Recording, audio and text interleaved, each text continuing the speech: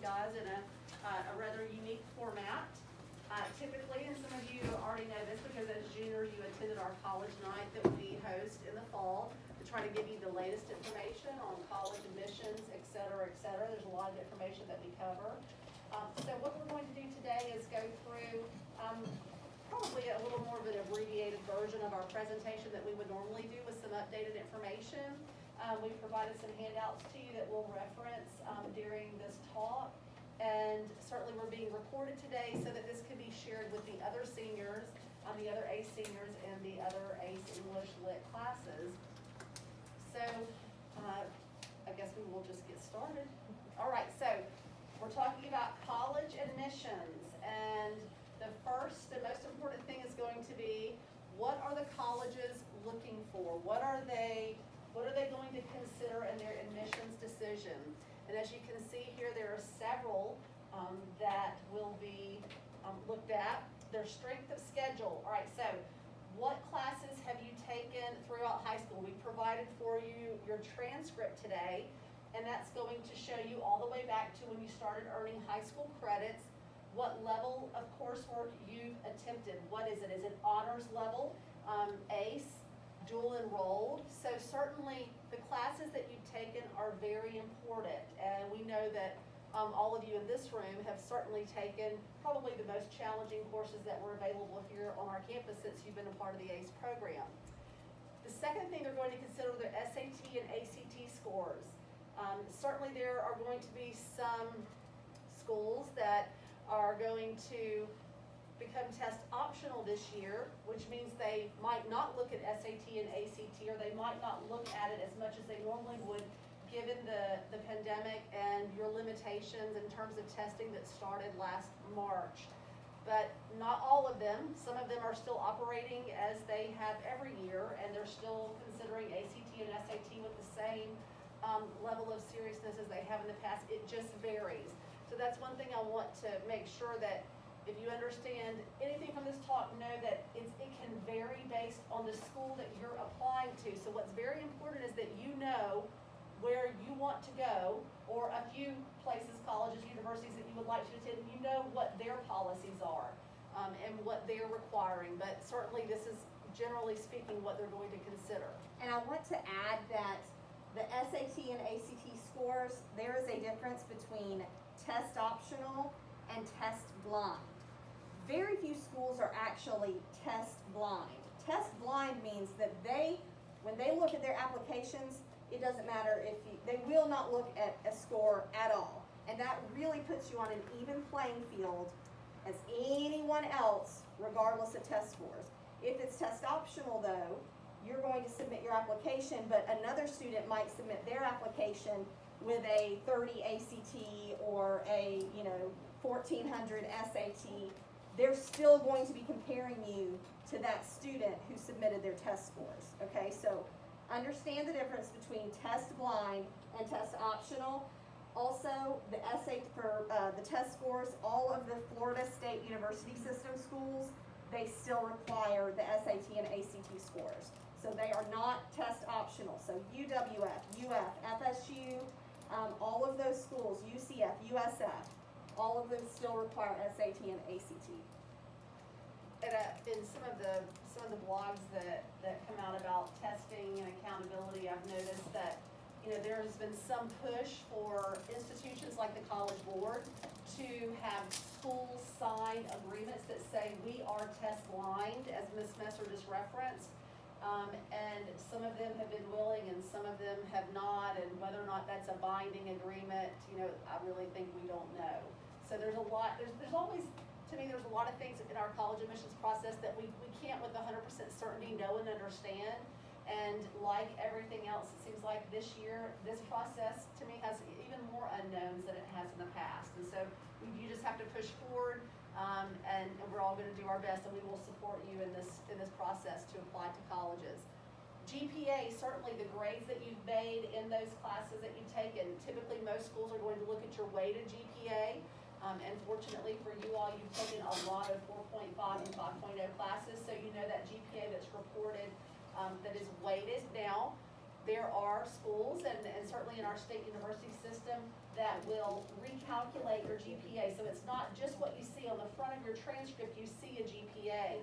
Many of them will recalculate, and they're going to just look at your core academics to include foreign language. All right, so any of the extracurricular courses, the arts, the bands, those will not be a part of that recalculated GPA. Community service, extracurricular activities, both of those hand in hand there. What have you done with your time outside of your academics? What have you been doing in these 4 years? What have you, after school, in the summer? Certainly extracurricular could involve a job. You might be working to help support your family throughout these 4 years. All of those things are important, and where do you have an opportunity to share that information? Many times through your essay. So a strong essay can be a part of the application that it's important. It's not for every school. Every school is not going to require one. Every school is not going to consider it with the same level of seriousness as some schools. However, that is a place where you can talk about what you have been doing outside of your academics, and that's going to encompass your community service and your extracurricular activities. Okay, so a little bit about testing, which PSAT is not going to apply to you. Normally we're presenting this to a mix of juniors and seniors. ACT, SAT, should I take the writing? I think we'll touch on that for just a moment. I would say that the number of schools that are even considering a writing score are It's literally West Point. If you plan to go to West Point, the last time I heard they required writing, and also the University of California college system. So other than that, we do not generally recommend the writing portion.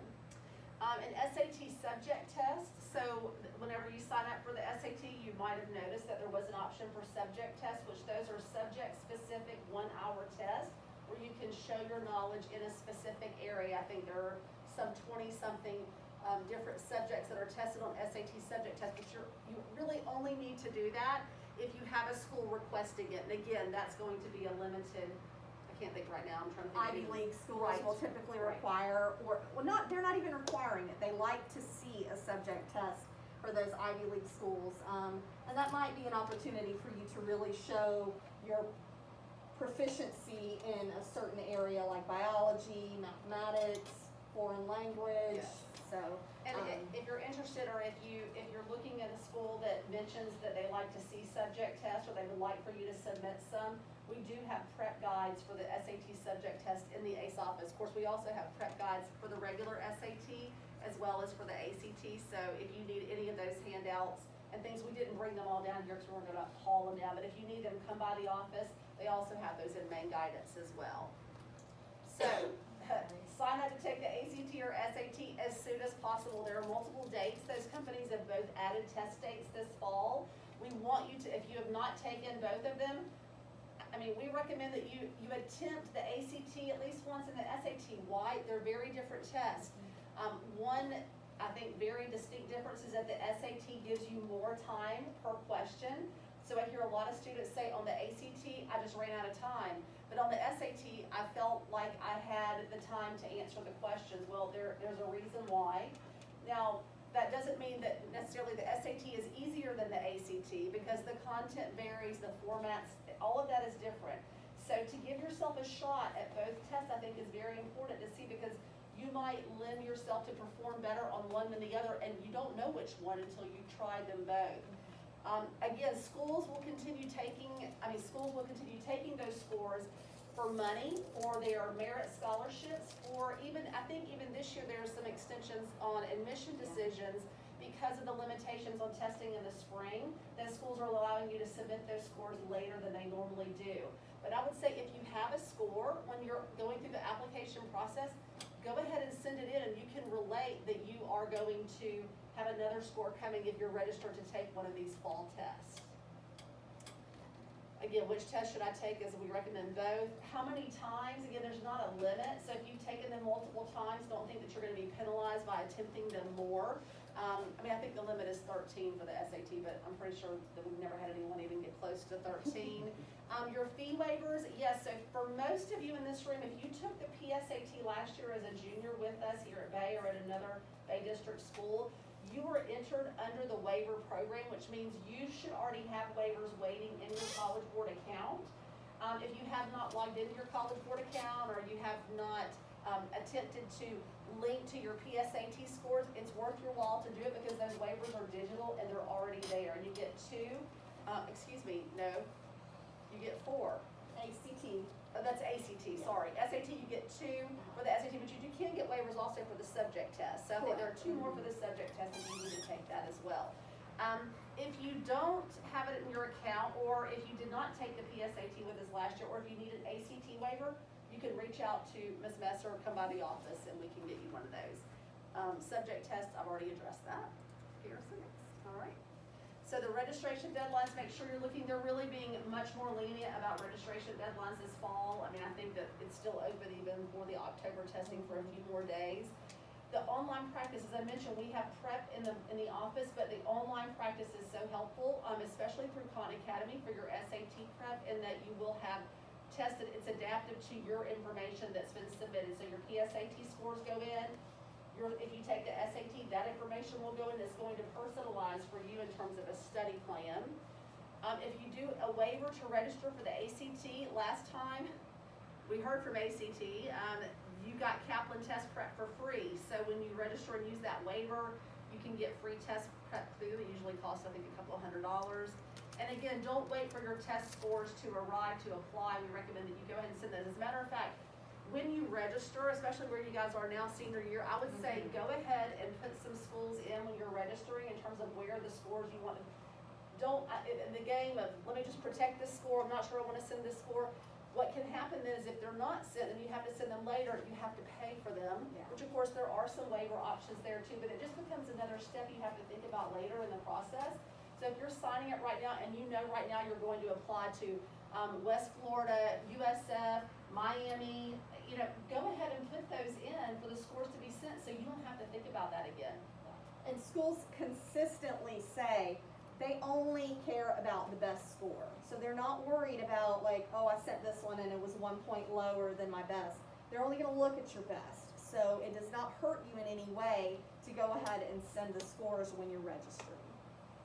So, okay, the matrix, which we were not able to provide to you yet, it is coming soon.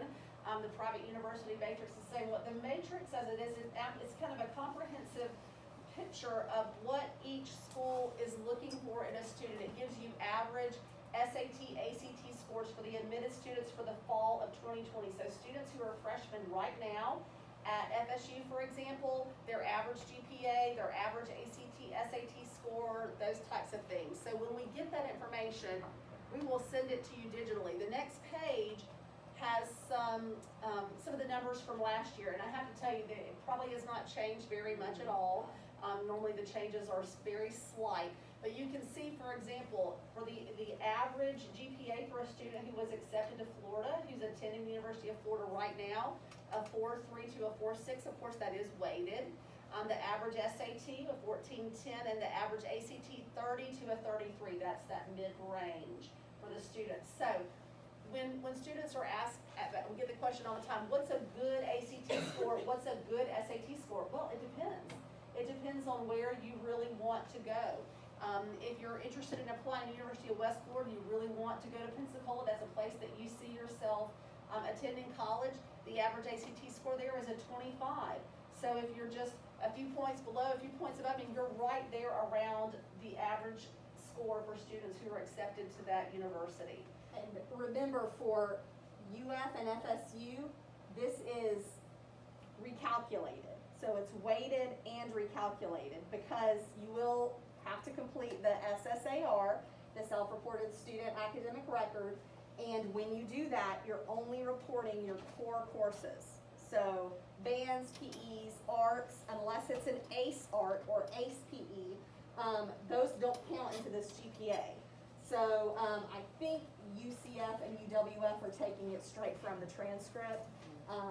But that's just something to keep in mind when you're trying to figure out if you fit in this mid-range of students. What Ms. Messer just mentioned, the SSAR, which is the self-reporting, where you will go in and take this transcript that we provided for you and enter your information. One of the things I want to emphasize about that is when you're self-reporting, your grades and your courses. Some people say, well, but then we send the transcript after that. Well, for some of these schools, no, you don't send the transcript prior to admission. They make the decision based on what you reported. But once you are accepted, and then in the summer, after you graduated, a final transcript is sent to the school that you will be attending. You'll let us know in April or May, and Main Guidance will send those final transcripts once they're posted in usually late June. Then the university will, at that point, be able to compare what you reported with what comes on the transcript. So it's very important that you are accurate in your reporting. And if you want one of us to look over it before you submit it, we're happy to do that. The SSAR, there's another one that I feel like, do they have to enter it with coalition? So that's a little bit confusing, and that's one of the reasons that if given the choice between Common App and Coalition App, I personally prefer Common App. I will support whatever application you decide to do. Coalition does have a place where you are supposed to input all of your grades, like the SSAR, but it is not required for UF and FSU. So a lot of times the students will spend all that time completing that portion of the Coalition app, and it's not needed because what is required is the SSAR. So just to save yourself some time, that's one of the kind of confusing things about the Coalition app and why I kind of prefer Common App if you're choosing between the two. And so just if you don't know, the Coalition and the Common App are two types of applications that you can fill out one time, and you can use that application at multiple schools that will accept it. So there are some schools that won't accept the Coalition, they won't accept the Common. You have to do their own, what's called their institutional application, which is usually available on their website almost without exception. But there are schools that will accept these Common apps or the Coalition app that will allow you to fill it out one time and then send to different schools, kind of a time saver, okay? All right, so scholarships, and I know there are some of you who have already been asking about scholarships. We already have scholarships listed on the BayHi website for you to look at in terms of applying for scholarships. Now, last year, more than $4 million were given to the class of 2020.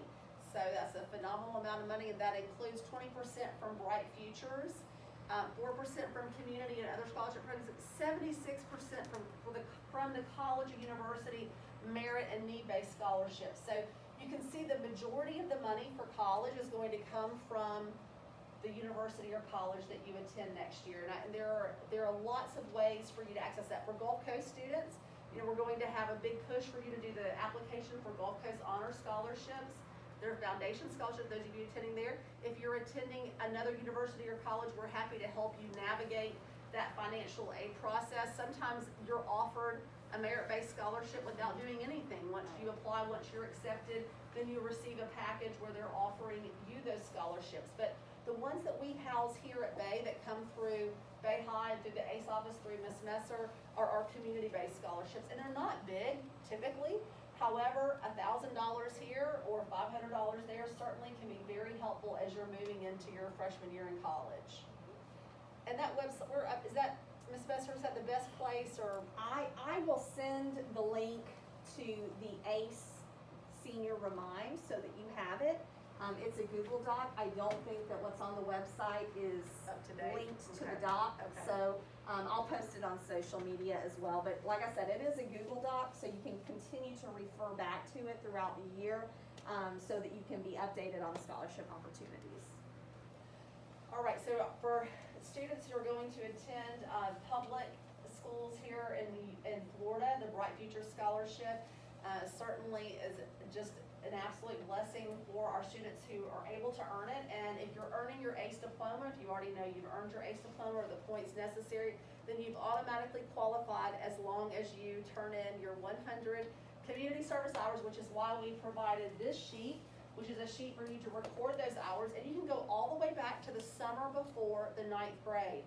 If you did some volunteer work at any time in these 4 years, you can record it here, have a responsible adult, not a parent, sign off that you completed those hours and the total, and then you can give that to Ms. Burris, Ms. Messer, to me, and it will get put into focus. But 100 is the minimum. Now, many times students ask, well, is there an advantage to earning more of those? Certainly for graduation purposes, there are cords that go with different levels of community service. If you've earned 200 or more, you're able to purchase a certain color cord. In addition, when you're filling out your applications, when your transcripts, when you're reporting, that number is there. So I think it's great if you're talking about your extracurricular activities in your essay or in the application, that your community service hours are up to date and reflect that time that you've spent, that you talk about in your application. So again, if you earn the AICE diploma, then you're going to earn the Florida Academic Scholarship. And I know there are some of you that this will apply to. You know, our retakes from last year are coming up, and you're going to be getting your statements of entry in the next couple of weeks. It'll detail your test, your time, your date, and that will also be posted around school as well. So finalizing those details for all of you to get the AICE diploma, which is our goal. You will have to apply for Bright Futures. There is a process, and as we get closer to that time, we'll be sending out the link and information to do that, but you will do the application. It's a very, very simple application, and then Ms. Mester will track it through the summer when Bright Futures gets updated information, when the diplomas come out in August. And that's one thing that a lot of times seniors are confused about when they start going into college in August. They're like, wait a minute, they're wanting me to pay my full tuition, but I know I have my AICE diploma.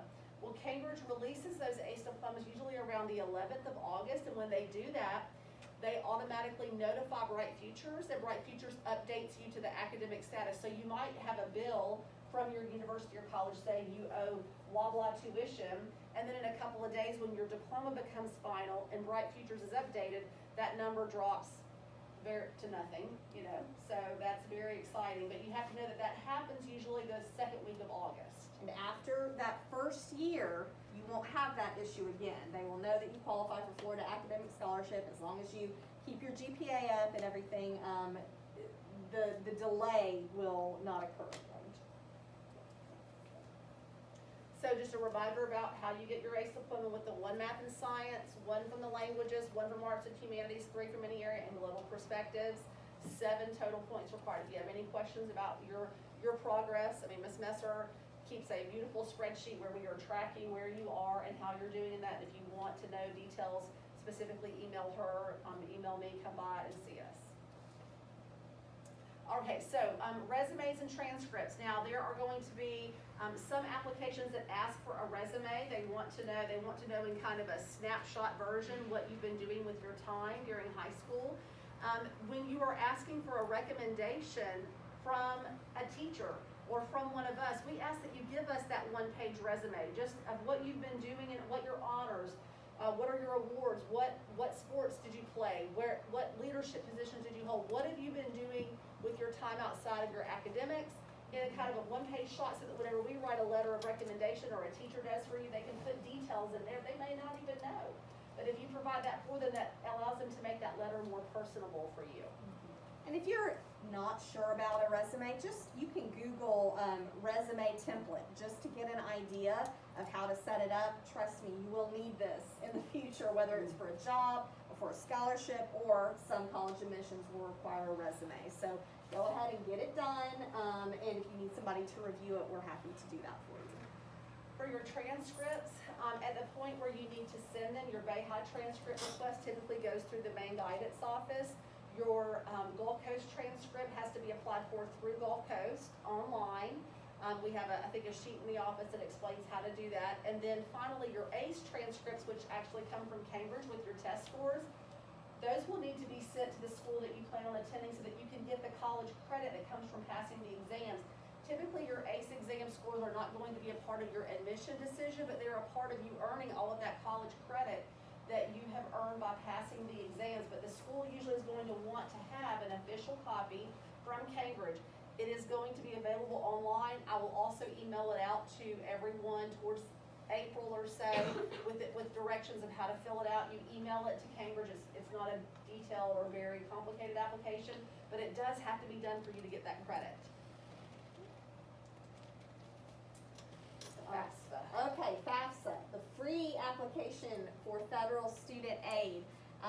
The important part of this is it's free. So make sure that when you go to fill out your FAFSA, that you go to FAFSA.gov, okay, to make sure you're not going to a .com, because I've had many students before work through the process of what they thought was the FAFSA, and it ended up being a third party who wanted to charge them to submit their application. So you should never have to pay for this.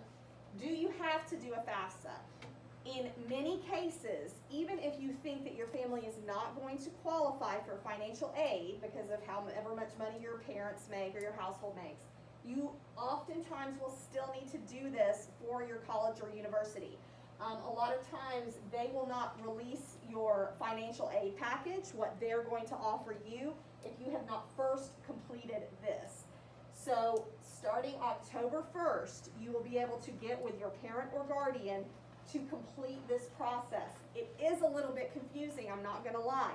It requires your parents to have their tax documents from the year before last. It's prior year tax documentation. We do have someone here who can help you through that process. Her name is Miss Newton, and she is our Gulf Coast navigator, and she does an excellent job. She will sit down with you and your parent, or just you, to get your part of it done, and help you to navigate putting in this financial information to this government website. Now, what you get from this is, I would say, three main things. One, you could qualify for a subsidized or unsubsidized federal loan to pay for college. We don't want you to have to take out a loan to pay for college, but sometimes it's necessary. So this does not require you to take out a loan, but it does, determine whether or not you qualify. Second, Pell Grant.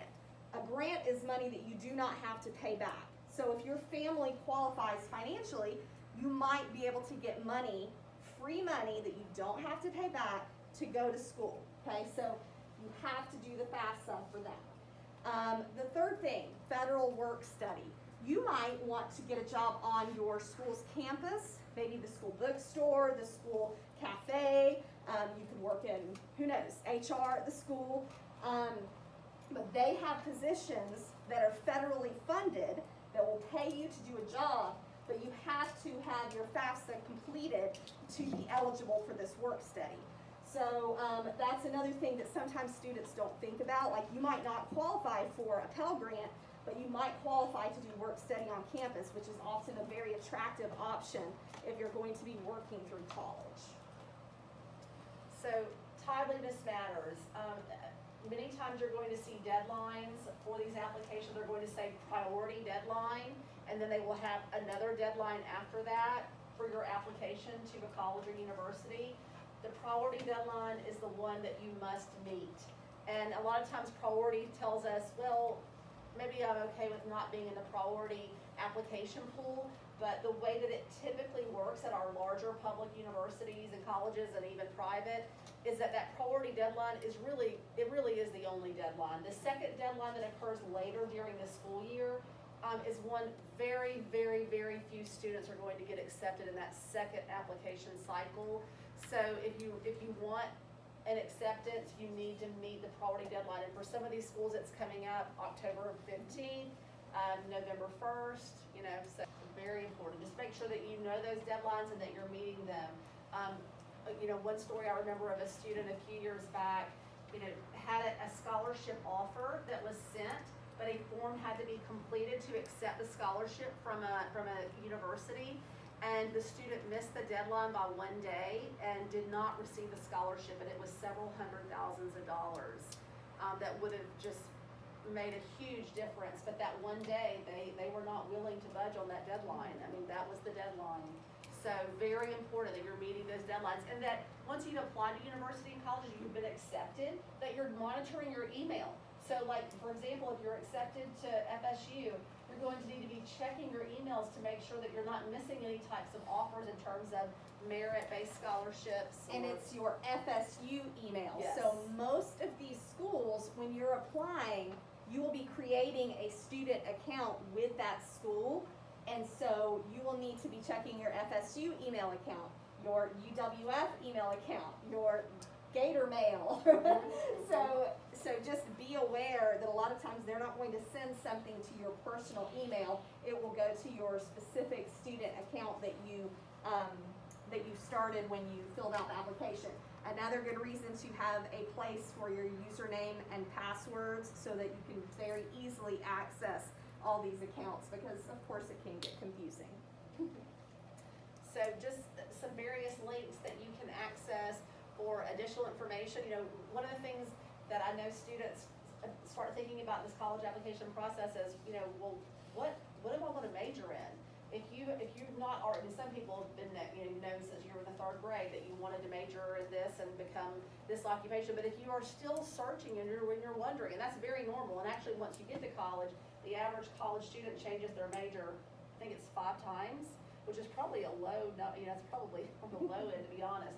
But if you're considering, like, what are some options for careers? What are areas that are going to grow in terms of the number of jobs and opportunities for after graduation, after you get this degree, getting a job, what you're going to do with it. That occupational handbook is a great place. And then a couple of links. Big Future is a scholarship search that College Board hosts. College Board is the parent company of the SAT and AP.